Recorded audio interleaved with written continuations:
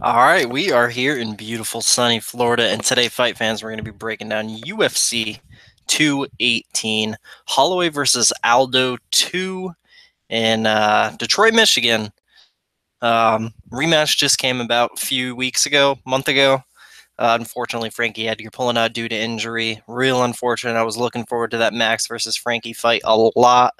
Um, quite a different matchup here, man, and a real interesting one. Aldo was supposed to fight Ricardo Lamos, and that was a pretty favorable fight for him, but in a good fight to come back to after taking so much damage against Holloway in the first fight. But we'll see what happens here, man. Of course, going to be breaking that fight down along with the rest of the 13 fight card here. And as you can see, I don't have a roundtable for this pay per view. It's the first one in quite a while. I've been so busy, and I just haven't had the time to put one together. But make no mistake, man.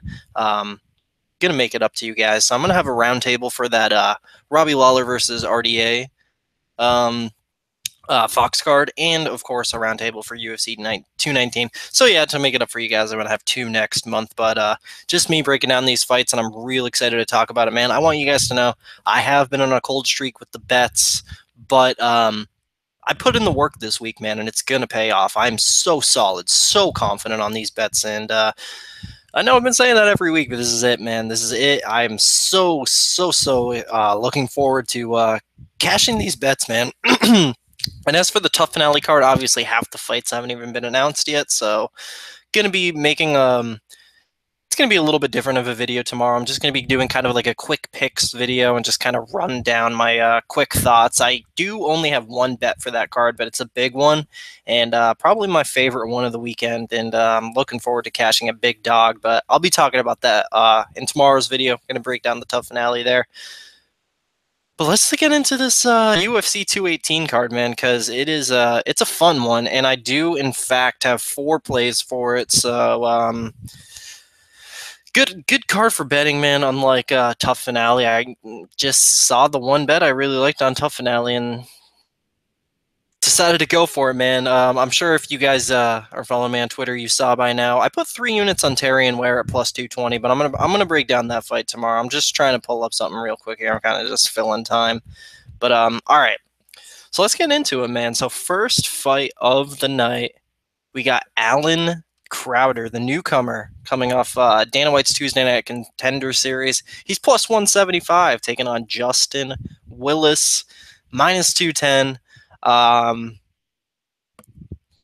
line's probably off here, man. I definitely understand why Justin Willis is favored, but man, these are newcomer. I mean, Justin Willis has one fight in the UFC, but these are relatively new heavyweight guys, and we don't know what's going to happen here. I mean, on paper, Justin Willis is the better athlete, and on paper, Justin Willis has the wrestling and the better wins, if anything. So, yeah, I get why he's favored here. But Alan Crowder's a guy with big power, fight changing power, as most heavyweights do have. So whatever, man. I mean, there's probably a lot better spots on the card, but if you're taking Alan Crowder plus 175, who had a huge upset in Tuesday Night Contender Series, getting a knockout there. I mean, if you were to take that dog money, I don't hate that at all. It's definitely a dog or pass situation. Would not recommend parlaying Justin Willis at minus 210 there. However, he is going to be my pick ever so slightly.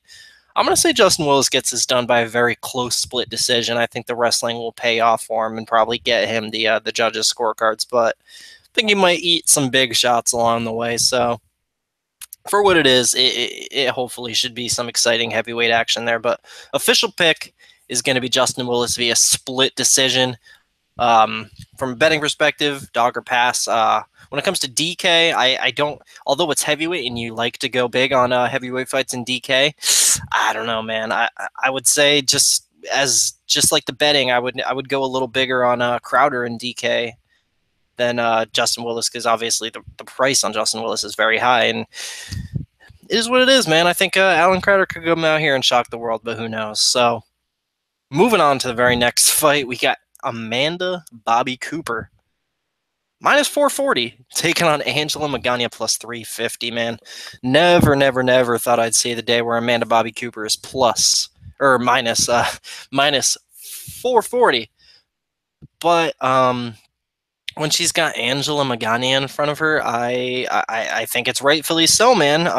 Now I wouldn't recommend going out and parlaying Amanda Bobby Cooper at minus 440, but I would. I know it seems tempting to see plus 350 against Amanda Bobby Cooper, and I have seen some people taking that shot on Angela Magana, but wow, she's really bad.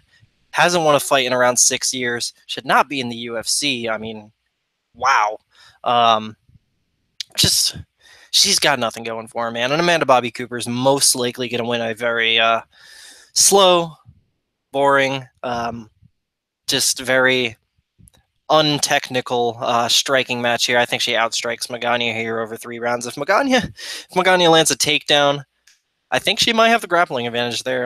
Bobby Cooper's looked like a fish out of water on the ground more than once, so it's not out of the realm of possibilities. So do not parlay Amanda Bobby Cooper, but most likely outcome is she outstrikes Magana for 3. So I'm going to go with Amanda Bobby Cooper via a 30-27 decision there. And these 2 first fights here, those are the ones I'm talking about the least, just because they're not very good fights, man. So moving on, next fight in my first play of the night, man. We got Dominic Reyes minus 440 taking on Jeremy Kimball plus 350. Dominic Reyes is a guy I parlayed up. I got him in a 1.5 unit 2-leg parlay with somebody in the next fight. I got him minus 400. He's 440 now in most books anyway.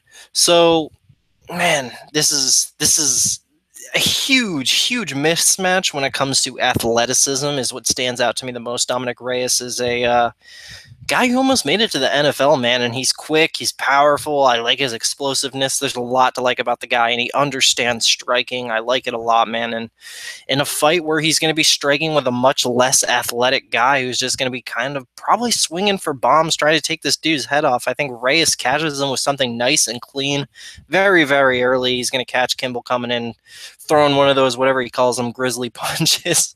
Man, Kimball is what we refer to as a big jobber. He slipped on a banana peel against Marcos de Lima in his UFC debut. Granted, it's Marcos de Lima in your UFC debut. And then credit to him, he comes out last fight, knocks out Josh Stansberry, but that's Josh Stansberry, guys.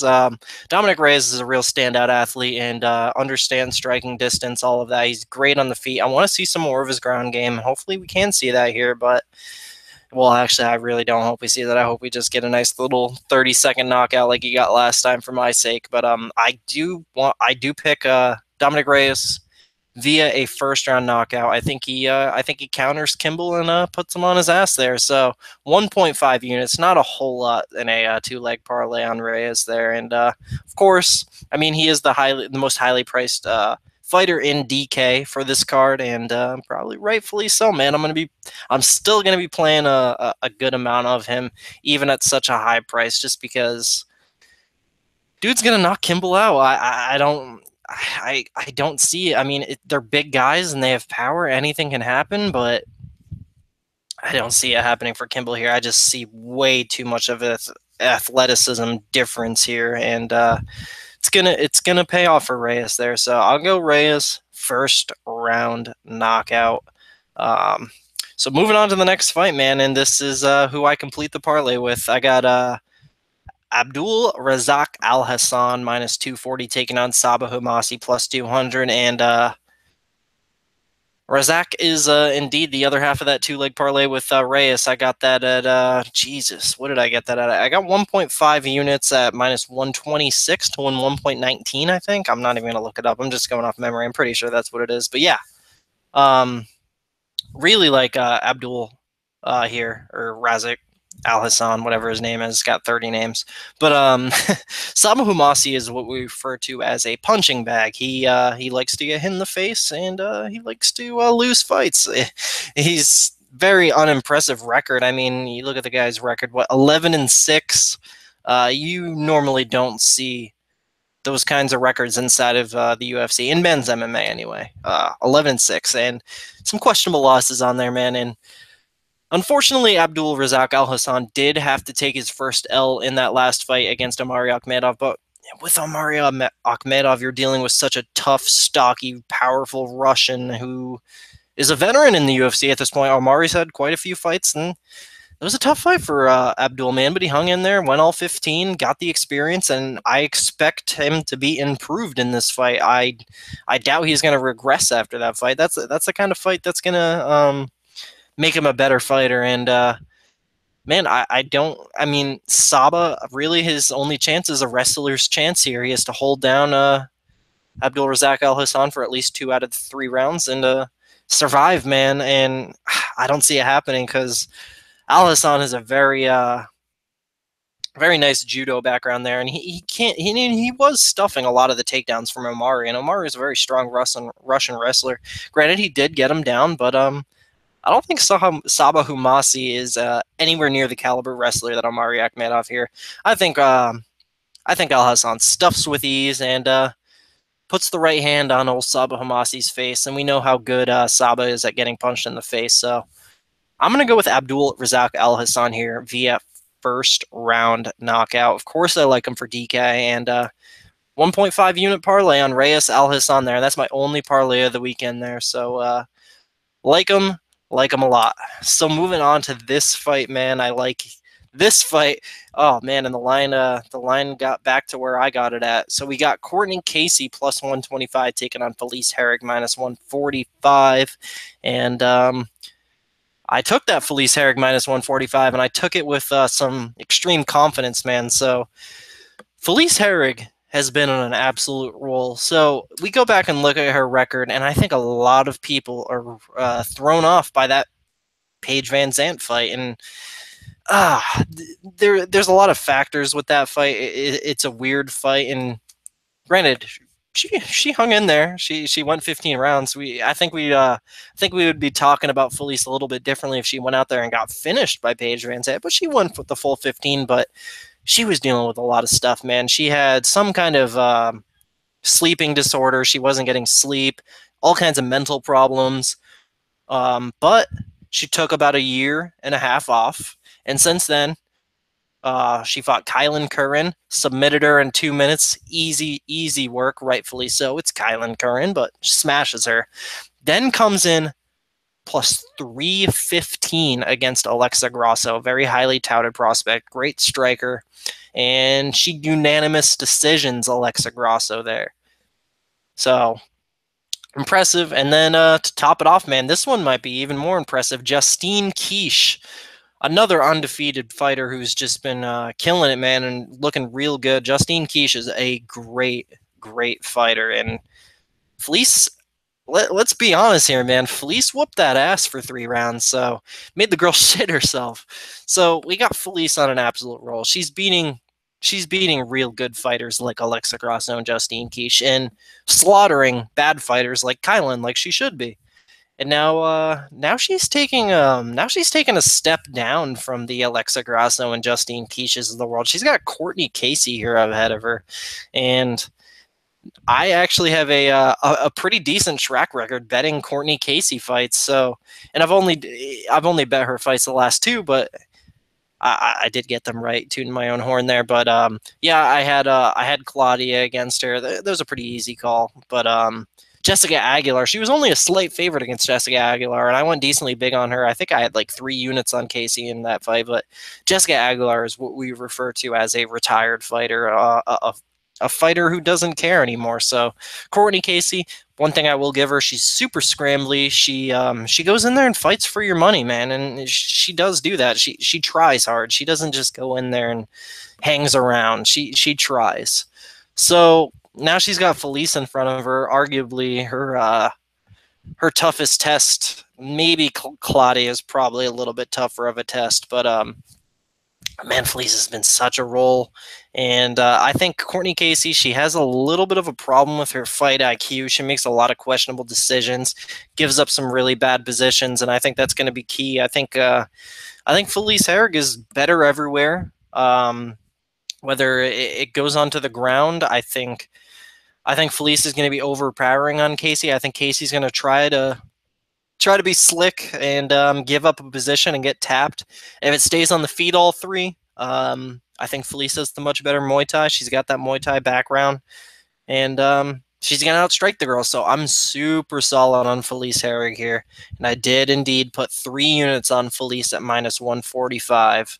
And I almost want to put more, but just going to leave it at that for now. So 3 units on Felice Herrig at minus 145. And I do think she has a good chance of getting the tap here. So Felice Herrig and DK is, and especially at 8,300, I think Felice is a very sharp DK play. So my official prediction, though, I am going to say Felice gets that quick tap. I'm going to go with Felice Herrig via first round submission. So moving on here, man, we got David Tamer, minus 175, taking on Drakkar Klose, plus 155 now. And wow, I wish I waited, because I do indeed have 2 units on the dog, Drakkar Klose. I got it at 130, 155 now. I don't get this line, man. I think Drakkar should be somewhere around minus 140, minus 150 here. So David Tamer, he's a good striker. He's a real good striker. Anything more than that, I'm not convinced he has a great wrestling game. I'm not convinced he has a great ground game. And I'm not convinced he can get the W here, man. I think this is going to be leg kicks and takedowns all day long for Drakkar Klose, man. So, first of all, it's crazy when you see an American wrestler plus 130 to the striker. That just intrigues me right off the bat.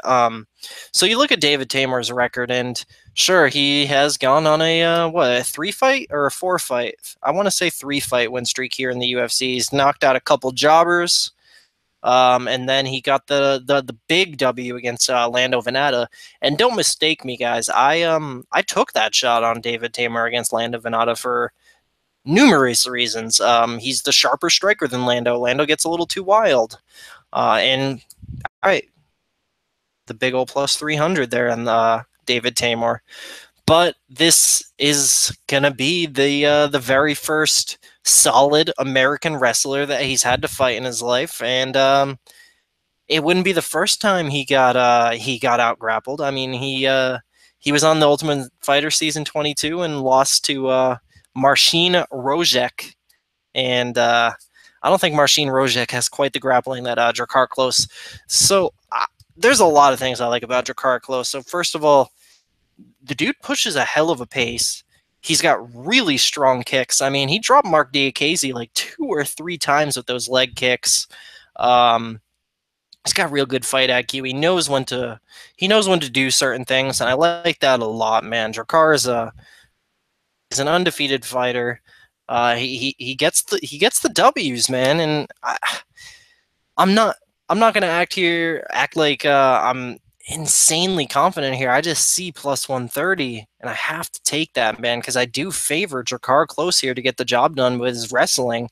I think he rips up Tamer with leg kicks and lands the takedowns, pushes him up against the cage, whatever he needs to do to win rounds, because he's gonna win rounds, man. He's a winner. David Tamer, he's beating a bunch of strikers. Let's see what happens against the wrestler, man.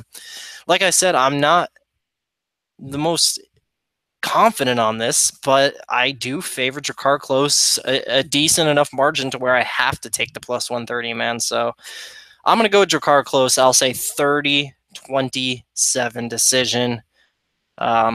Leg kicks and takedowns.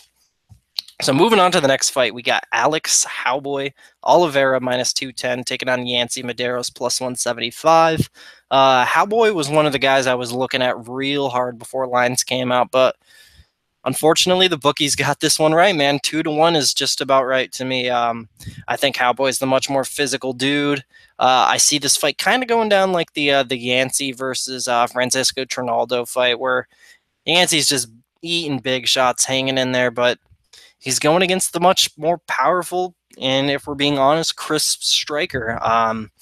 Man, what Alex Oliveira did to Ryan LaFleur in his last fight, that was some impressive shit. So, and Yancey's got a decent chin, so I'll give him the benefit of the doubt and say he hangs in there just like he did against Francisco. But I think he's about to take a whooping, man. I got Alex Oliveira here, and I'll say by a 30-26 decision. I think Yancey takes quite the whooping here, but the reason I have hesitation is you look at Alex Oliveira's losses, man. In the UFC, I'm pretty sure all his UFC losses are by submission to Donald and to Dorino Burns. Yeah, it's just the two submission losses. So the dude's susceptible to getting tapped out.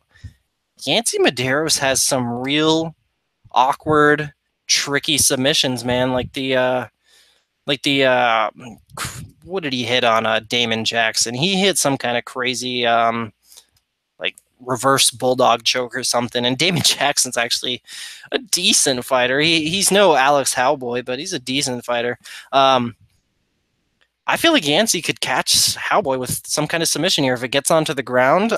It wouldn't be out of the realm of possibility. Yancey taps dudes. Another thing, Yancey knocks dudes out, but Howboy has shown a very good chin, so I don't see that happening. I don't know why. I just can't do it. Something has come across me the past week where I just kind of lost a little bit of confidence on Howboy. I just feel like some weird shit could happen here, and Yancey's a guy that's been on a roll too, so maybe he keeps it going. 170 seems like a good weight class for him. I'm glad he's not making that cut to 155 anymore. So I'm going to go with Howboy. I do think Yancey does take that ass whooping, and I'm going to go with Howboy in that 30-26 decision there. And no bet for me. I kind of like playing both sides here quite a bit on DK. But we'll see, man. We'll see. All the DK stuff hasn't been completely finalized yet, but it's a great fight. Looking forward to it. So moving on here, man, this is a weird one. I'm trying to figure it out still. We got Paul Felder minus 140 taking on Charles do Bronx Oliveira plus 120. Now, it's tricky, man, because I do want to be solid on Charles Oliveira here. I think he's a great shot at winning this fight.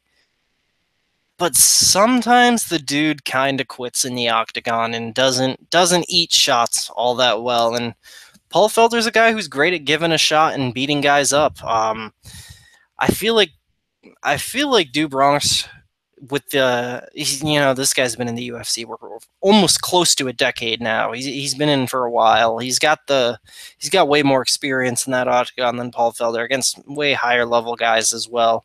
I think the grappling is going to be too much for Paul Felder. I mean, Charles has taken down real good guys. I mean, he's not just a grappler. He's one of those grapplers like Damian Maia that's really good at getting people down to the ground and where he wants it. And I think if he can avoid the big shot off Paul Felder, and that is a big if he can't avoid that shot, he's going to get it down to the ground some way.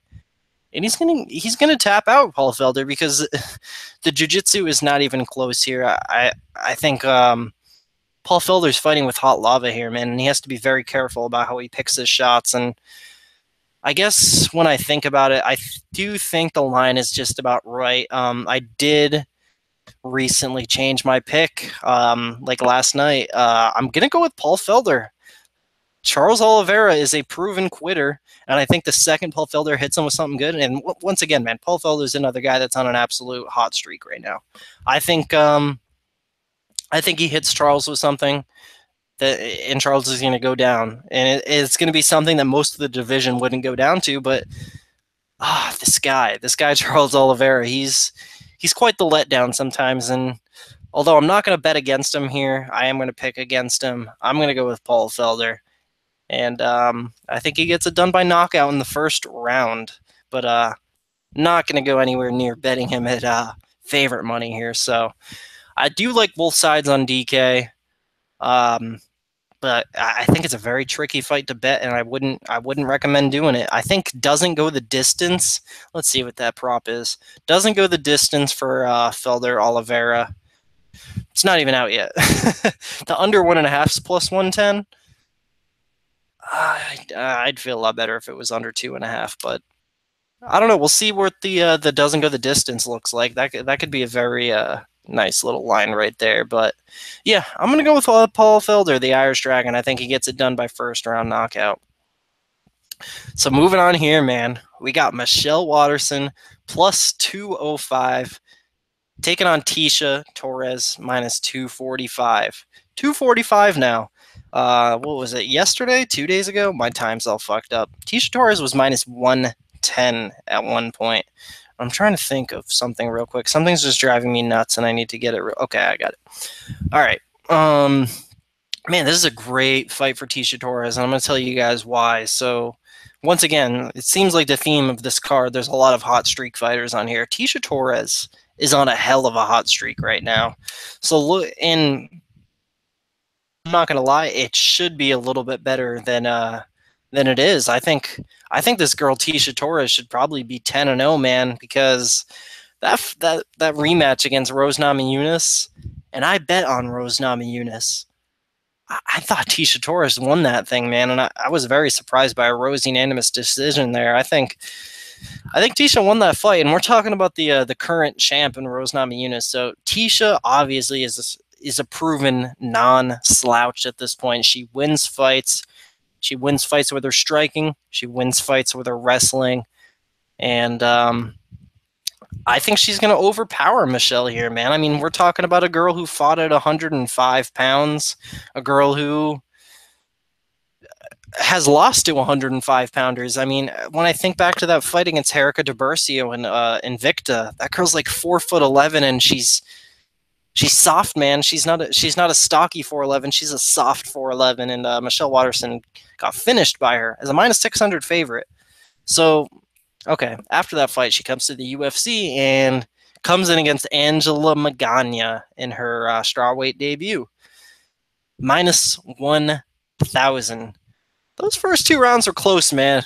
Michelle Watterson was having a close fight with Angela Magana up until the finish. So, granted, good on her. She gets the finish against Angela Magana. Next fight, Paige VanZant.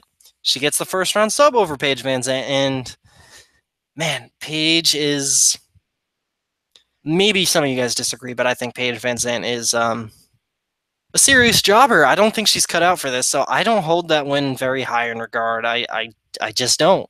So then she comes out, her last fight against the champ, Rose Namajunas, gets starched, but it's the champ. She got starched by the champ. She didn't get starched by an absolute trash can or anything, but man, I didn't see Tisha Torres going out getting starched by Rose Namajunas. I saw Tisha Torres arguably win 2 fights against Rose Namajunas.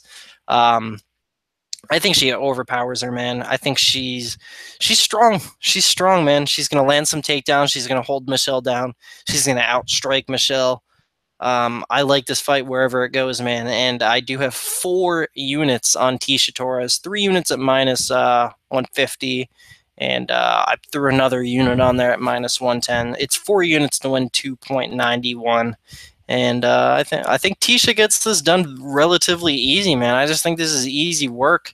I don't exactly expect to finish here. I don't think it's out of the realm of possibility, but I'll give Karate Hottie the benefit of the doubt and say she lasts 3 rounds.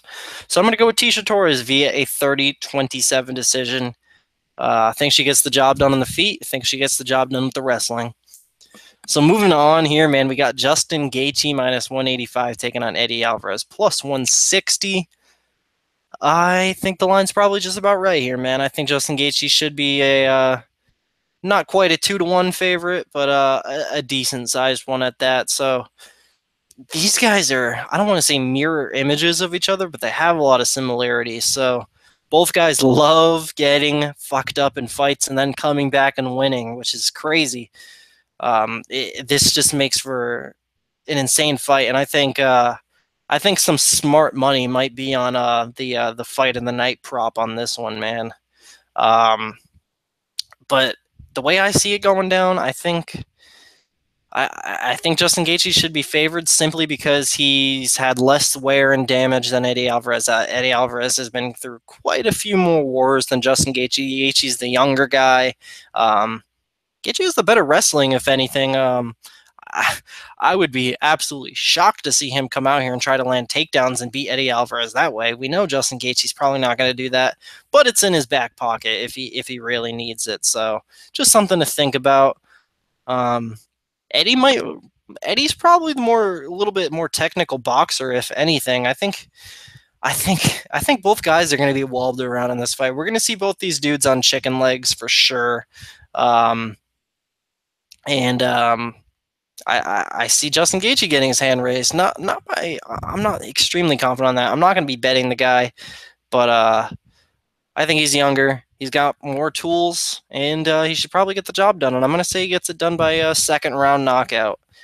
Justin Gaethje, second round knockout. Not a whole lot of technical talk on this fight, just because I think these guys are going to come in there and throw leather at each other, and one guy's going to go down. And I think Eddie Alvarez is the guy that goes down. But man, taking a guy like Eddie Alvarez at plus 160 against this kind of, I don't want to say he's unproven. He just beat Michael Johnson, but he's kind of a wild card. So if you're taking that plus 160 on Eddie, I don't hate you for it at all. And when it comes to DK this week, I think 90% of my lineups are gonna have either Eddie Alvarez or Justin Gaethje in it. Love this fight from a DK perspective. Gonna go hard on both guys. So like Justin, don't like him too much, but I'm gonna say second round TKO. Moving on to this one, man, we got Henry Cejudo, minus 280, taking on Sergio Pettis, plus 240. Line's probably off here, man. I don't think Sergio should be this big of a dog at all. I mean, he's the better striker. He's the younger, quicker guy. I think the big line kind of just stems from Henry Cejudo has made massive improvements, and he has the big wrestling advantage, and that might be what it comes down to, man. I think Henry for sure has made big improvements with the striking. I don't think he's quite the striker that Sergio is, but I think he's improved his striking enough to where he can make the striking exchanges close. He's got the power advantage for sure, and might have the chin advantage too, man. Sergio Pettis has gone down to some questionable shots. But I think I think what we're going to see here is both guys are going to come in wanting to strike. Sergio is probably going to be landing the better shots. Wouldn't be shocked if Henry hit him with something big and he went down, but Sergio is going to be landing the better shots. And as soon as Henry remembers he's a wrestler, he's going to wrestle and he's going to win rounds that way. So I'm going to go with Henry Cejudo. I'm going to go with a 29-28 decision, though. I think Sergio gets around. But I like Henry, but I don't like him enough to bet him at minus 280 for sure. When it comes to DK, Henry could be a sneaky good play, man. He could land that good shot on Sergio and put him down just like he was put down to Ryan Benoit. Not out of the realm of possibility, man. So I might play a little bit on each guy. Sergio, just because obviously he's going to have such a good dog price on him, and he's got a decent shot of winning if he can stuff, and that's a big if. He's going to win. If he can stuff and he can avoid the big shot, he's going to land the more and better strikes over the course of 3 rounds. That's a big gamble though, and if you do take the shot and he does win that the 3-round striking match, it props to you, man. That's very sharp, but I don't see it happening here. I think Henry gets it done, and I'll say 29-28 decision. So moving on here, man, we got Francis Ngannou, minus 270, taking on Alistair Overeem, plus 230, and this is your co-main event of the evening. And once again, I think the line is really off, man. I don't think Alistair Overeem should be this big of an underdog. It's easier to break this down from a technical standpoint for if your case is for Overeem, because let's not act like Francis Ngannou is the better striker than Alistair Overeem. Let's not act like he has the better wins and act like he has the credentials that Overeem does. I mean, this is really just a case of he's minus 270 because he packs some fucking power, and Alistair Overeem's chin is known to fail him like on a consistent basis. I know he's won I want to say 5 out of his last 6 fights, but oh man, this is scary. The new blood Francis Ngannou. I think he could go in there and all it really takes is one shot. I'm going to go with Francis Ngannou winning by first round knockout, but Alistair Overeem is the way better striker with the way better wins, with the way more experience. And Francis Ngannou, his chin hasn't really been tested. Let's not forget that Alistair Overeem dropped and almost submitted the champ only, a little over a year ago? I mean, if Alistair Overeem were to go out there, head kick Ngannou, and submit him on the ground, can you really be that surprised? I don't think so. And for that reason, you can't bet Francis Ngannou at minus 270 here. If you were slick and you got him at like minus 180, I think that's what he was at his peak. Minus 190. If you got the minus 190 on Ngannou, that's a little better. I still wouldn't play that, but that's a little bit better. I definitely think, if anything, this is a big dogger pass fight, and plus 230 on a guy like Alistair Overeem, that doesn't come along often. So it's a decent play. If there wasn't other stuff on here I liked more, like Felice and Tisha, I'd be taking the shot on Overeem here, man. And I'm going to play a good amount of Overeem in DK. I'm probably going to have a lot of both these guys in DK. I think this is a great fight for DK. I don't think it goes to the decision, but the fight doesn't go to decision. Prop is minus 350, and rightfully so. The under 1.5 is a lot better at minus 130. Still not quite plus money, but still. I'm just looking forward to this heavyweight slugfest, man. And I think Ngannou finds the chin, man. I think he finds the chin of Overeem and gets it done. So I'm going to go with Francis Ngannou via a first round KO. And it's not going to be anything technical.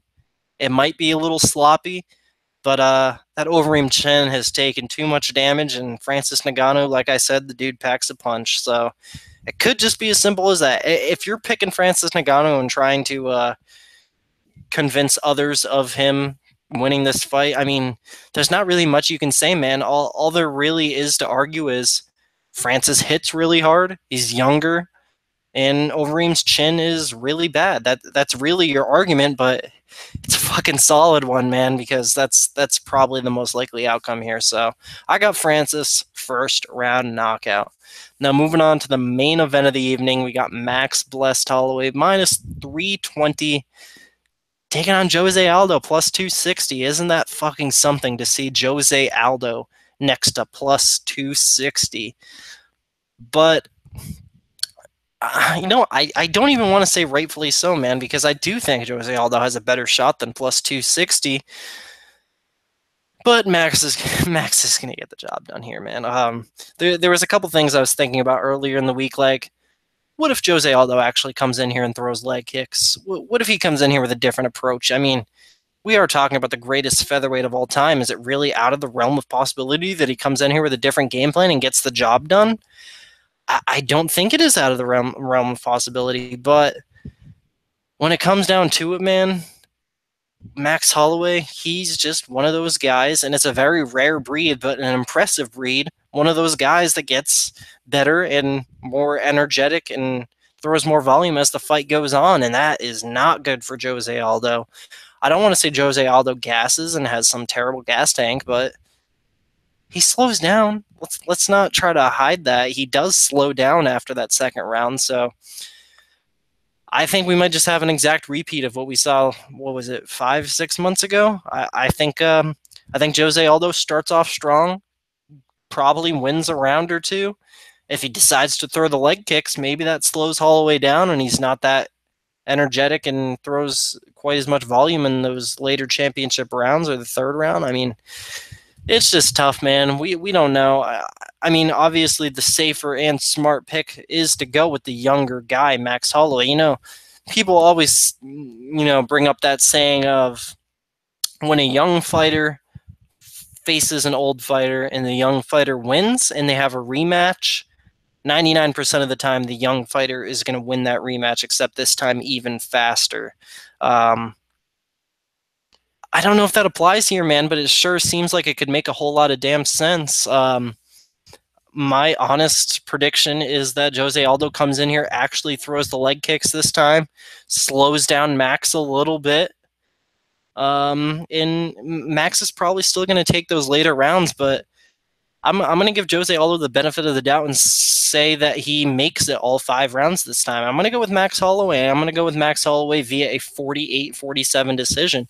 I think he actually wins a close. I don't want to say split, but I think he wins a close decision here, man. And there's going to be a lot of people surprised to hear me say that, but and this is no confident pick by any means, but I'm gonna say that Jose Aldo slows down Max with leg kicks, and he doesn't quite have as much pop on his punches in the later rounds as he did in the first fight. I mean, everyone was shocked when Jose Aldo came out and wasn't throwing leg kicks. I mean, that's what he's known for, and that's what Max is really susceptible to. It just made no damn sense. And I mean, how can you trust the guy to come out and do that when he didn't last time, when he clearly should have? You can't trust Jose Aldo here. You can't trust his durability at this point. That being said, I don't want to take Max Holloway at minus 320, so it's just a pass, man. And I'm probably going to play a lot more Max than I am Jose and DK. And if you guys don't know, I've stepped up my DK game like a serious amount. I'm making 20 lineups a card now, and that's been paying off for me. So I'm going to keep doing that shit. So I'm probably going to have Jose in like 2 or 3 lineups, and I'll probably have Max in like 7 or 8. So yeah, man, I like Max here. I'm gonna say by decision though, and I wonder what the prop is on Max wins by decision. If it's some serious great number, Max wins by unanimous plus 420. What about just regular wins by decision? Max wins by decision plus 306. I don't think that's quite worth it.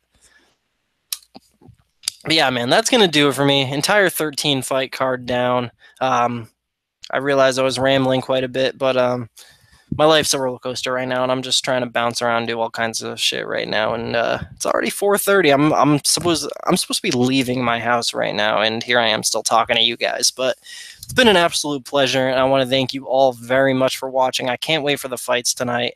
And of course, I'm going to have that video out tomorrow, giving my quick picks for the tough finale, and I'm going to be breaking down that big bet I made on that plus 220 dog.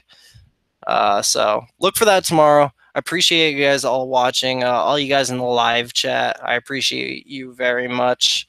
That's going to do for me, guys. I got to get the hell out of here. So again, the 4 plays I got: 1.5 units on Reyes Al Hassan parlay, 2 units on Drakkar Klose as a dog at plus 130, 3 units on Felice Herrig, and 4 units on Tisha Torres. That's going to be it. I appreciate you all very much for watching, and most importantly, enjoy the fights this weekend.